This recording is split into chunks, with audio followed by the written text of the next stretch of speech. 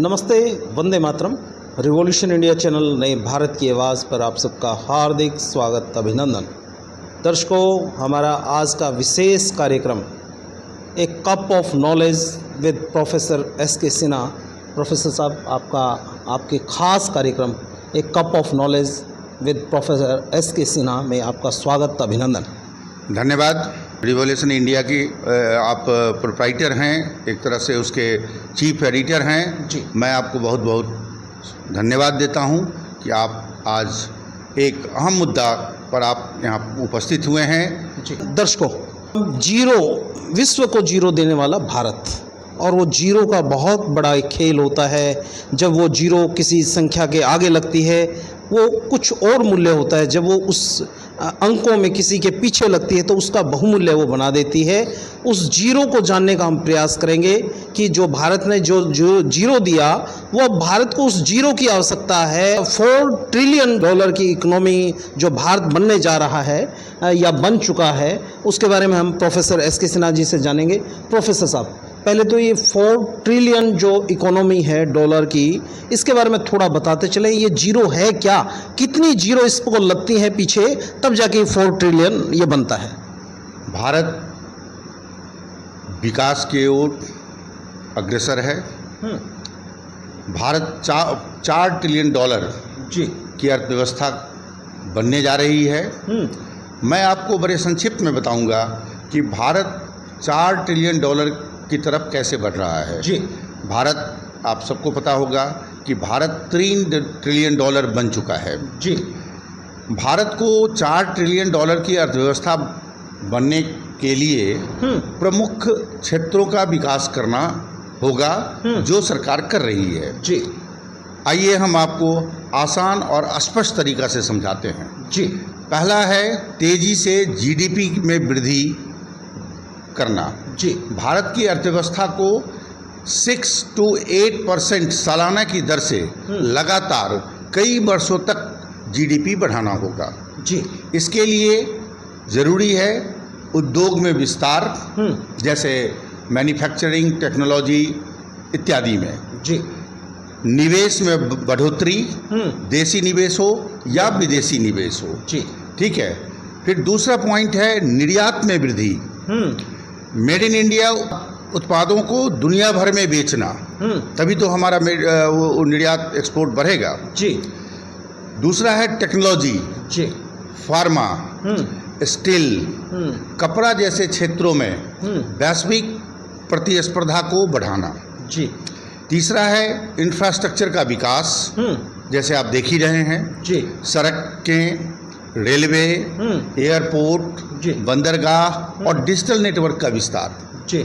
जो कि सरकार काफ़ी तेजी से इसकी ओर अग्रसर है। जी। स्मार्ट सिटी और ग्रामीण विकास की परियोजना पर तेजी से काम होनी चाहिए। जी। फोर्थ पॉइंट है नवाचार और स्टार्टअप। जी। युवाओं को स्टार्टअप खोलने के लिए प्रेरित करना। और दूसरा है टेक्नोलॉजी, जी, जिसमें आर्टिफिशियल इंटेलिजेंस और ग्रीन एनर्जी जैसे क्षेत्रों में इनोवेशन को बढ़ावा देना। जी। पांचवा पॉइंट पर हम आते हैं कृषि और ग्रामीण अर्थव्यवस्था में सुधार। जी। किसानों की आय बढ़ाना। आपने देखा होगा हमारे आदरणीय प्रधानमंत्री मोदी जी किसानों के लिए कितने अग्रसर हैं। किसानों की आय बढ़ाना, एग्री प्रोसेसिंग को बढ़ावा देना। जी। और सिक्स्थ पॉइंट है जी, शिक्षा और कौशल विकास। जो आप सबको पता है कि शिक्षा के लिए भारत सरकार ने प्रधानमंत्री मोदी के नेतृत्व में उन्होंने नेशनल एजुकेशन पॉलिसी 2020 जी स्टार्ट किया है, ड्राफ्ट बनाया, जो कि भारत के कई विश्वविद्यालयों में लगभग हम कहते हैं सारे विश्वविद्यालयों में इसे लागू किया गया है। दूसरा है डिजिटल स्कीम्स, जैसे आर्टिफिशियल इंटेलिजेंस, मशीन लर्निंग जैसे क्षेत्रों में ट्रेनिंग देना। सातवां है सरकारी नीतियों और सुधार, जिसको हम बोलते हैं गवर्नमेंट पॉलिसी एंड रिफॉर्म। जी। कर प्रणाली को सरल बनाना, जैसे सरकार ने सरल बना दी है, जैसे जीएसटी है। जी। ये कर प्रणाली को सुधारी किया गया है। दूसरा पार्ट है कि भ्रष्टाचार में कमी और सरकारी प्रक्रिया को पारदर्शी बनाना, जिसके लिए सरकार प्रयासरत है, वारफुट पर काम कर रही है जी। 8वां पार्ट है इसमें डिजिटलीकरण और टेक्नोलॉजी का उपयोग जी। डिजिटल इंडिया जैसे अभियानों को बढ़ावा देना। आप सबको पता है डिजिटल इंडिया खासकर कोरोना के बाद से भारत सरकार ने उस पर काफ़ी जोर लगा रखा है और सब है, उस पर काम चल रहा है। वित्तीय समावेशन जिसको हम बोलते हैं फाइनेंशियल इंक्लूजन और यूपीआई जैसे साधकों का व्यापक उपयोग। आपने देखा कि मोदी जी ने बैंक में जीरो बैलेंस पर कई करोड़ खाता खुला जी। तो ये फाइनेंशियल इंक्लूजन और यूपीआई जैसे संसाधनों का व्यापक उपयोग है। अगर भारत यदि निरंतर विकास करता रहा, नीतियाँ सही दिशा में रही और आम जनता की भागीदारी बढ़ती रही, तो $4 ट्रिलियन की अर्थव्यवस्था बनना न केवल संभव है बल्कि अगले कुछ वर्षों में यह हकीकत बन सकता है। प्रोफेसर साहब, हम जानना चाहते हैं, आपने शब्द यूज़ किया जीडीपी, आपने शब्द यूज़ किया, ये जो आप $4 ट्रिलियन की इकोनॉमी की आप बात करते हैं, कैसे वो आम नागरिक का जनजीवन, उसका व्यवस्था कैसे उसको लगेगा कि वास्तव में बड़ा है या नहीं है? जनता तो जो कहते हैं चमत्कार को नमस्कार होता है, जो दिखेगा वो बिकेगा। कैसे इसको फिजिकली हम कैसे महसूस कर सकते हैं? $4 ट्रिलियन की इकोनॉमी भारत जब बनने जा रहा है, किस प्रकार से व्यक्ति के जीवन स्तर में सुधार होगा, तब हमें पता लगेगा वास्तव में भारत $4 ट्रिलियन की इकोनॉमी बन रहा है, बनने जा रहा है। देखिए, हमने पहले ही कहा था कि जीडीपी का विकास दर 6 से 8% होगा जी। जब जीडीपी का विकास दर बढ़ेगा तो आम जनता और जितने भी पॉइंट हमने इसमें काउंट कराया है जी, इस सब को देखते हुए आपको लगता होगा कि कहीं ना कहीं हम पूरे देश में विकास की दरें हमारी मजबूत होगी और आम जनता का जीवन सुधरेगा और अच्छी सुधरेगा। आपने पहले भी देखा था कि प्रधानमंत्री मोदी के नेतृत्व में बीपीएल में जो परसेंटेज था उसमें कितनी कमी आई है। प्रोफेसर साहब, मैं आपने सही कहा, हम इसको जो $4 ट्रिलियन की इकोनॉमी जो भारत बनने जा रहा है, इसको आप कोई आपके पास स्टैटिस्टिक्स हैं, कोई डाटा है, एनालिसिस है, रिसर्च वर्क है, जिसके बेस पे आपको लगता है कि वास्तव में उस टारगेट को हम अचीव करने जा रहे हैं? हाँ, मैं आपको अब भारत की जीडीपी अब कैसे बढ़ी है और भविष्य में कैसे बढ़ सकती है उसके बारे में मैं बताऊंगा। 2030 तक भारत की जीडीपी अनुमानित वृद्धि $ट्रिलियन में वर्ष के अनुसार बताता हूं आपको। 2014 में $2 ट्रिलियन USD था, ठीक है। 2016 में 2.3 ट्रिलियन हुआ जी। 2018 में 2.7 ट्रिलियन हुआ। 2020 में 2.6 ट्रिलियन हुआ। अब ये 20 में जो डाउन हुआ जी, 7 से 6 हुआ ड्यू टू कोरोना हुआ जी। थोड़ी अर्थव्यवस्था पूरे विश्व की प्रभावित हुआ, पूरी दुनिया रुक चुकी थी, तो भी हमने बहुत कम ज़्यादा नहीं 2.7 से 2.6 पर आकर रुक गए जी। फिर 2022 में आप देखिए, 2022 में 3.4 ट्रिलियन पर हम पहुंच गए, डॉलर पर पहुंच गए। फिर 2024 में 3.7 ट्रिलियन 3 ट्रिलियन हम 2022 में ही अचीव कर लिए थे और 2024 में 3.7 ट्रिलियन पर हम हैं और 2025 जिसकी बात हम कर रहे हैं, हम 4 ट्रिलियन पर रहेंगे।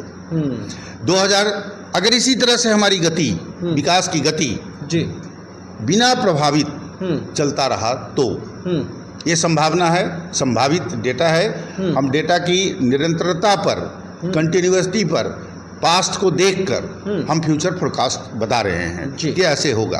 अब 2026 में 4.4 ट्रिलियन पर हम जा सकते हैं।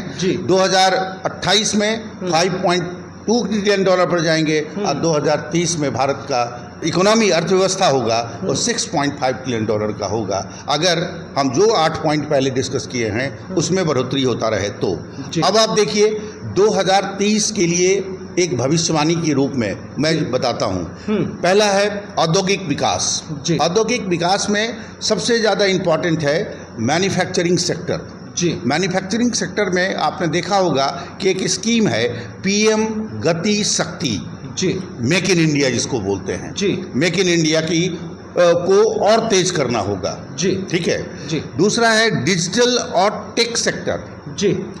जिसमें एआई, आर्टिफिशियल इंटेलिजेंस और डेटा साइंस, जी। फिनटेक और डिजिटल इंडिया अभियान में तेजी से ग्रोथ संभव है। जी। ठीक है। तीसरा है हरित क्रांति, ग्रीन एनर्जी जिसको बोलते हैं। जी।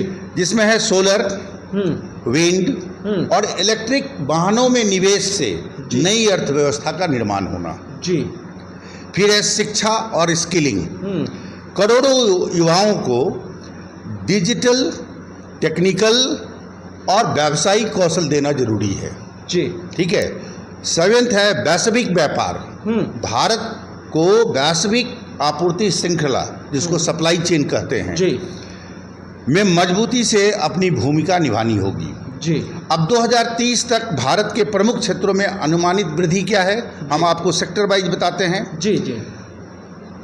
क्षेत्र वर्तमान स्थिति, अनुमानित स्थिति 24 आपका बेस हम लेते हैं और 30 हम बताते हैं। भविष्य हम लेते हैं। भविष्य में चलते हैं। वर्तमान स्थिति में 17% जीडीपी में योगदान है उद्योग और मैन्युफैक्चरिंग का।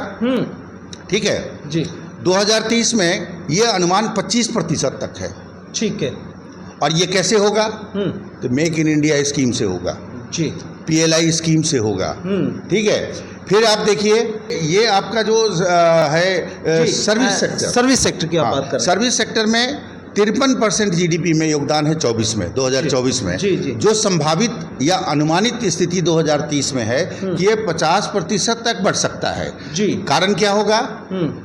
आईटी, हेल्थ केयर और फाइनेंस से ये बढ़ेगा। जी। जी। ऐसे ही एग्रीकल्चर में 17 से 18% जीडीपी में योगदान है 2024 में। ठीक है। जो 12 से 14% तक बढ़ने की संभावना है 2030 में। जी। जिसमें स्मार्ट फार्मिंग और फूड प्रोसेसिंग ये इसको ऊपर ले जाएगा। जी। ऐसे ही एनर्जी में, ऊर्जा में हम देखें तो 24 में 2.3% है, जबकि अनुमानित है कि ये 2030 में 5 to 6% तक जाएगा।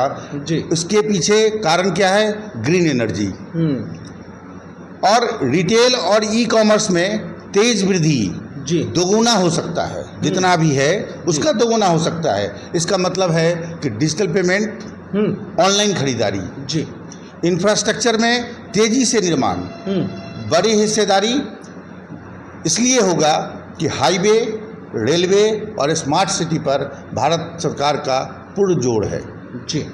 आप देख रहे हैं कितना एयरपोर्ट बनाया जा रहा है। जी। तो ये सेक्टर के अनुसार विशेष बातें हैं। जी। उद्योग, मैन्युफैक्चरिंग में मेक इन इंडिया है।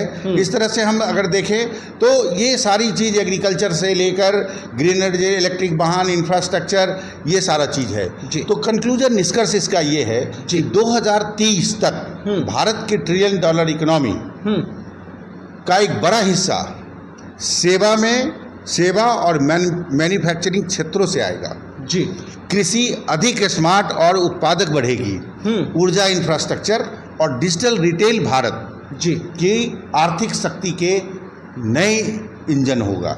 जी। ये है हमारा 2030 का अनुमानित कि हम $6-7 ट्रिलियन अर्थव्यवस्था भारत का होगा। जी। प्रोफेसर साहब, आपने बड़ा विस्तार से आपने रिसर्च करने के बाद आपने जो वक्तव्य दिया है, वास्तव में ये एक उज्जवल भविष्य नज़र आता है भारत का और भारत की अर्थव्यवस्था का, जिसमें बताया गया है कि हर उस क्षेत्र में, हर उस व्यक्ति की, सरकार की, उन अधिकारियों की एक नैतिक और जिम्मेवारी है कि वो उस सहभागिता के साथ, उसमें कर्तव्य निष्ठा के साथ, और जिस प्रकार से प्रोफेसर साहब बोलते हैं नेशन फर्स्ट की भावना के साथ, यदि आप इस प्रकार के अभियान में यदि आप सहयोग देंगे तो निश्चित तौर पर 2025 में $5 ट्रिलियन डॉलर इकोनॉमिक भारत बनने जा रहा है और 2030 और 2047 का जो एक विकसित भारत का जो एक सपना जो देश के यशस्वी प्रधानमंत्री जी ने देखा है, निश्चित तौर पर इस प्रकार के विशेषज्ञ उन पर गहन मंथन चिंतन रिसर्च वर्क कर रहे हैं और निश्चित तौर पर उन्हें लगता है कि भारत उस लक्ष्य की प्राप्ति कर लेगा। प्रोफेसर साहब, आपने अपना कीमती समय दिया, उसके लिए आपका हृदय से बहुत बहुत आभार, आपका बहुत बहुत धन्यवाद। आप रिवॉल्यूशनरी इंडिया चैनल के मार्फत से आप इसको जनता तक ले जा रहे हैं। मैं आपको धन्यवाद देता हूं कि हमारी जो जनता है, हमारी जो आम नागरिक हैं, उनको भी समझ में आए कि भारत सरकार माननीय प्रधानमंत्री नरेंद्र मोदी के नेतृत्व में हमेशा 2014 से विकास के रास्ते पर चल रही है। और जैसा कि आपको हमने डेटा बताया जीडीपी का, और आपने देखा होगा कि एक कोरोना के काल में थोड़ी सी डिस्टर्बेंस आई, लेकिन हमारा कदम पीछे नहीं हुआ है, हम आगे की ओर बढ़ते जा रहे हैं और हमें पूर्ण विश्वास है कि 2047 में भारत एक विकसित राष्ट्र होगा। जी धन्यवाद। मैं दर्शकों को इसी सोच और इसी विचार के साथ छोड़े चलता हूँ। निश्चित तौर पर भारत देश और आप सबका उज्जवल भविष्य हो, इसी मनोकामना के साथ आप सबको छोड़े चलते हैं। हमारे अगले विशेषांक एक cup of knowledge with professor SK Sinha किसी अन्य विषय पर आप सबके बीच होंगे। देखते रहिए रिवॉल्यूशन इंडिया। जय हिंद, जय भारत, वंदे मातरम।